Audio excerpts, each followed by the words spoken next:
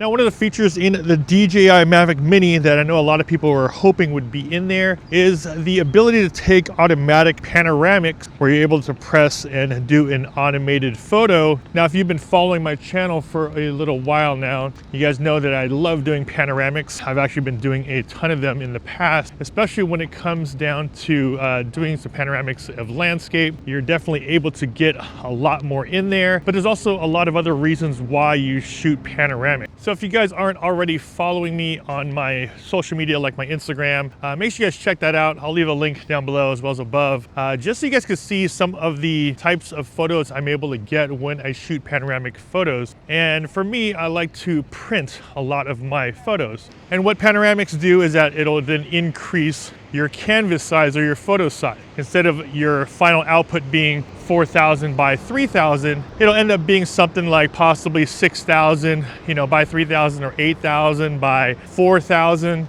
So you're able to then have a higher and larger photo, which simulates you shooting with a higher megapixel camera. Now, of course, if you want to shoot and have really, really high quality photos, you're going to want to shoot with a higher megapixel camera, as well as a higher or larger sensored camera. And that's the reason why cameras in general normally go up in price, is because of the fact you're shooting with something that's a lot higher quality. So if you ever were to shoot with something like the Inspire lineup, where you're shooting with the larger camera, micro four thirds camera, reason being you need a larger platform to carry it, you get a lot higher and larger photo, better camera, a lot larger dynamic range. So what I want to do here is actually show you what I do and how to shoot a panoramic manually, because of the fact you don't have that automated feature in the app. I'll show you how I go about shooting it here, as well as some of the post-production, what goes on putting it together as far as stitching it goes in things like Lightroom and Photoshop. So we're here at the beach now. Let me show you the process I go about shooting the Scripps Pier here in San Diego. And if you guys are new to my channel, my name is Aldrin Estacio. I do a lot of drone tech tips, tutorials, and product reviews right here on this channel. So if that's something that interests you, make sure you guys hit that subscribe button and also hit the bell to be notified when I post new videos. Now for me, I normally print out my photos, which means I'm gonna want the largest and highest quality photo I can. And 12 megapixels is still pretty good, but ideally you're gonna want to go a little bit bigger than that, so that if your end goal is to print them out, you're gonna want the largest file size you can for the highest quality. So at the end of the day, what we're trying to do is capture a larger image of the Scripps Pier by using something like this, which is a smaller megapixel camera. But once we're done with the post-production as well as the photo stitching, ideally we should be able to get a nice larger and wider panoramic shot using the DJI Mavic Mini, something similar to what you would do in the app if you had a previous Mavic. However, we're gonna be doing everything manual here using the Mavic Mini. Now, even before I take off, there's a few things I want to do in the app, and that is take control over your exposure. Now in photo, luckily enough, we are able to change things like our shutter speed as well as our ISO. So I already know, since it is a very nice bright day, I'm going to want my ISO as low as possible. So we're going to switch that right here, change that from photo mode to single, and then go at the very bottom where it says auto, switch that over to ISO. Make sure your ISO is now at 100, which is the lowest it can go, which will give you the highest quality image. And then as far as my shutter speed goes, right now I'm pointed my DJI Mavic right here towards the pier itself. And if I look at the angle of that, what I want to do is now try to adjust everything in camera before I even take off. So if I'm able to do a lot of the adjustments here on ground, it does save you a little bit of time up in the air, so you're able to focus a little bit more. And looking at what I'm seeing in camera, if I point this right at the pier, I'm looking at a shutter speed of about 1250. So 1/1250, 1/1250th of a second shutter speed that I'm able to take.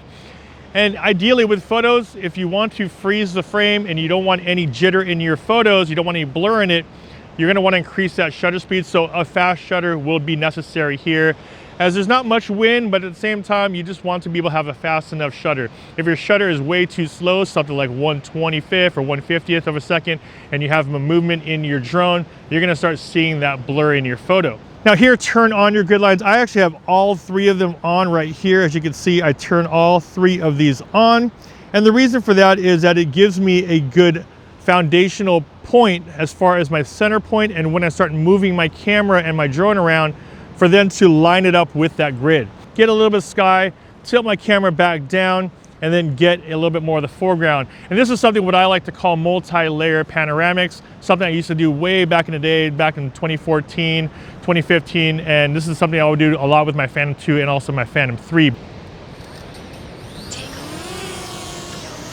All right, we got the Mavic Mini up in the air, take it over the water, right about that angle, and I'll show you exactly how I go about framing up my shot before I take my panoramics. Ideally, what you want to do is shoot a panoramic so that you're able to achieve something very similar that you would have been with a single shot, but this time you're able to do it and have a composition that's a lot bigger, have a lot bigger of a photo. That way, if you ever were to do a large format print, you have something that's a lot bigger to start with.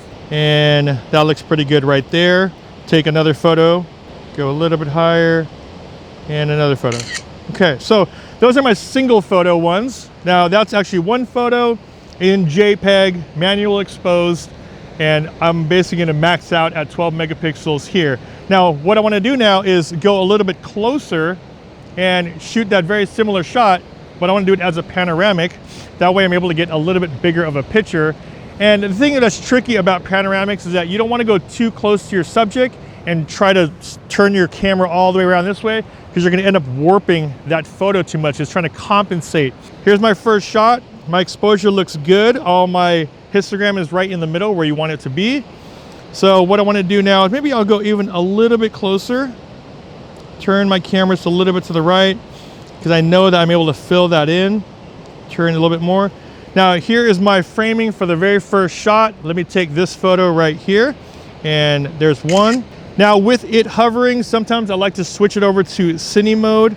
That way it doesn't move as much, and if it even were to move a little bit, it'll only move really, really slow. Now I'm just gonna use my left stick and turn the camera to the left just a little bit, overlap it, only just a little bit. I'm gonna take one more photo there, and let's go a little bit more, and one more photo right there.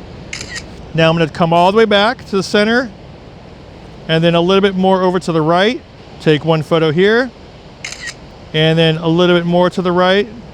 One more photo there. And this is what I call multi-layer. So what I'm gonna do now is tilt the camera up from this angle. Let's point it up a little bit. Just like that, and get a little bit more sky. Take a photo here. Take one center shot there. Take another photo. And now I'm gonna do the bottom layer. Do the exact same thing, but at the bottom layer. So I'll tilt it down. I like to just overlap it just a little bit, mainly because you can always not use some of the photos, but you can't always go back and reshoot those photos. So you'd rather have too many photos to work with than too little photos. That's 3 shots there. Go back to center, snap one there, one more right there. So all in all, technically I took about 15 photos that I'm gonna stitch together. So let's bring it back in and see exactly how that was able to come out. Let's bring the drone back in. Now that was just one of the ways I'm able to shoot a multi-layer panoramic manually. Now of course, let's take this back to the computer. Let's show you exactly what I do in Lightroom as well as Photoshop to stitch this all together so I'm able to get a larger photo from that panoramic shot. Now that we're back at the studio, what I want to do is show you kind of the process I take just to do a basic panoramic photo merge in Lightroom. You're also able to do this in Photoshop as well, but I'm just going to show you the process that I normally take going from Lightroom to Photoshop. Now when it comes to shooting panoramics, there's a couple reasons why a lot of people will do it. One is because of the fact that you might not be in a position to capture a lot of things in one photo, so you're going to have to actually take multiple photos, put it into one to capture that whole scene. You might not be able to back up enough. But here I was able to back up and get a lot more in my photo. The only issue is with a single shot 12 megapixel photo, you're limited now. It maxes out at 4,000 by 3,000 pixels wide, which is still not bad. And if you were to print that big, it still would come out pretty clear because of the fact that it was a nice, bright, sunny day. Our ISO was really low. Our shutter speed was high. So we're still going to get a very sharp image. However, if you want to blow them up even bigger, like I normally do, you're going to want a higher resolution photo. And the only way you can do that if you're limited as far as your camera goes, we are limited with a 12 megapixel camera. The one way you can increase it is now to shoot a panoramic, so that way you're taking multiple photos, stitching them together, which basically kind of simulates you shooting with a higher megapixel camera. Now, this is a single shot from the DJI Mavic Mini. Now what I want to do is get something similar to this. However, I want to shoot it as a panoramic, and that way I'm able to increase that resolution and increase that photo size. So here's the photos I was able to take. I shot the pier from up top, and then I also, as you saw, panned it, took some more photos, and went all the way across here. Now what I want to do is take those photos now and merge them into its own single photo panoramic. So what I want to do is go through these and pick out the ones I want to use. So we'll start here, and normally, like I said, use those grids when you're shooting because it makes everything a lot easier when you have to do things in post. So what I want to do now is take, of course, my center shot, which is right here. I'll take the one that's on the left of that one. And this one right here, a little too much water. I don't think I need that in the photo, so I'm going to not use the extended version of that water. So I'll just use those two. Come back in here, and let me bump this up just so you can see a little bit more. I'm going to skip that one. I'll use this one. I'll use this one. Use the sky. So as you can see here, this is the upper layer now, so I'm able to get more sky in my photo. Bump that up here. I'll use that one. Use this one. Use that one. I don't need this water on that one, so I skip on that. Let's bring it back in to here. And then let's do this, and this one.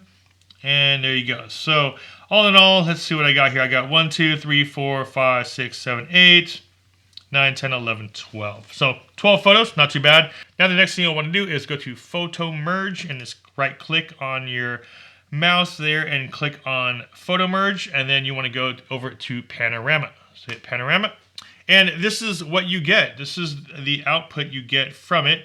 As you can see right here, let me move this into frame a little bit better. This is what happens when you do a 12 image successfully merged into this spherical projection panoramic. Now, there's a few different types of panoramics. It really depends on the look you're trying to go for. I'll show you, this is what spherical looks like. If we go to cylindrical, I'll click on that one just to show you a little bit of a difference. This one brings it up a little bit wider or taller, as you can see right there. And then perspective is also another one. And that one has a little bit more true to the center point, but as you can see here, it's stretching out a lot of that right-hand side. And what I'm going to do is actually stick with spherical. And the one thing that's really good about these panoramics and Photo Merge in Lightroom and Photoshop is this little feature right here, which is called Boundary Warp. Now, ideally, all of this white space is being present because of the fact that the software has to merge them all together. But the thing with Boundary Warp is what it does, it fills in those gaps. So as you pull this slider all the way over, just like so, now it starts filling in those areas there. It kind of stretches it out just a tiny bit, but we are now able to pull that back out, and it kind of takes away some of the distortion. Now we'll go ahead and hit merge on here. Now that the merge is complete, you can see this is the photo merge that we got from that panoramic. Now there's definitely some things in here I want to be able to correct. Now the pier, as you can see here in a single shot, is perfectly straight, and as you can see from the panoramic, it is warped just a little bit. Now, I talked about this earlier. If you're too close to your subject, you're going to get some major warp, but if you're too far away, then you're going to have that subject be a little bit too small in your frame. So there is that middle ground you want to find, and that's normally you just learn that over time. And I'm okay with this little curve here because of the fact that what I'm going to do is now is bring this back into Photoshop. Now, there's definitely a lot of things you could probably tweak in Lightroom, but I normally like to leave Lightroom for my color correction. So even though I haven't color corrected it yet, now that it already has the photo merge done, what we can do is do some basic color corrections here. And of course, you know, when you do color corrections and some of these photo merge and panoramics, there's gonna be a lot of tweaking you're gonna do. I'm just really showing you a pretty basic one. So you're gonna, adjust your settings accordingly to how you like them. What I'm gonna do right now is just do a very, very basic color correction. We're in JPEG, so everything was shot, of course, in auto, but you can also adjust the color temperature just a little bit if you wanted to. Adjust those, adjust the tint. As far as the exposure goes, I think exposure is actually pretty good. And contrast, I'll bring down just a tiny bit. Now, it already made some basic color corrections by doing the photo merge. Now, you see my highlights. I'll probably bring my highlights down a little bit more. I want to bring back some of that sky here at the top. And my shadows, I could bring that, probably bring it up a little bit. I don't want to lose that sky. So I'll bring that back down. My whites, I could bring down just a bit. My blacks, I'll pull down a little bit more. And then texture, I'll normally only go up a little bit on texture. Clarity and dehazing is actually one that really helps a lot. You don't want to do too much on the clarity side. It makes things a little bit too sharp. But dehazing is something that's really good because it takes away kind of that haze up the top here. So as you can see, it is pretty washy. And what you want to do with dehazing is it does take that down a bit. So once you pull the slider up, As you can see here, it starts to pull all those, that kind of haze in the background down a bit. And then vibrance and saturation, I like to keep things as kind of natural as possible, so I hardly ever mess with these too much, maybe bump it up just a tad. You don't want to oversaturate a lot of your photos. And then as you can see here, I'm starting to lose a little bit from these shadows here, so I'm going to bring up my shadows just a little bit more. Now if you slide down, there's a slider called noise reduction. Now this is something that helps a lot, but you don't want to overdo, because once you start overdoing noise reduction, then things start looking almost like a kind of a pastel or a watercolor type of look. So actually, if I pull this all the way up, you can kind of see it looks way overdone. Everything's just too smoothed out. What I like to do is bring this up just a little bit, and without losing too much of that sharpness. So I can go all the way up to even something like 25 to 30. And what it does, it really just takes away some of this noise. It smooths out a little bit of that image. But like I said, you don't want to push that too much, because of the fact it starts getting into the kind of watercolor type of look. You can see the colors in the water as well as on the shoreline. So pretty standard color correction. Now what I want to do is take this out from Lightroom, bring it into Photoshop. That way I can correct the lines in my photo. The main line, of course, is my subject, which I want to make sure it's straight. I want to fix that pier as much as possible, just straighten it out just a little bit. So what we'll do from here is just export this out of Lightroom and bring it back into Photoshop. All right, so now that we're in Photoshop, there's a few things that you want to do right off the bat. You want to duplicate the main layer. You don't want to normally work off of the original. So that's first and foremost what I'll normally do. And then, of course, what you want to do is, what I've seen a lot of people forget to do is zoom in very, very far into the photo, because you want to see if there's any bigger mistakes that were made during the photo merge. Now, every photo merge you're going to do is going to be different. Here, pretty standard one. You're going to get stuff there. You're going to get some photo merges where you're dealing with a lot of details, and you might see a lot of mismatched photo merge. So what you want to do is zoom in, 400 or 500%, and scrub through the photo and see if there's anything that was messed up or might have missed in the photo merge or in that panoramic. There could be things like, this crane in the back might be mismatched, or the buildings might be a little bit off.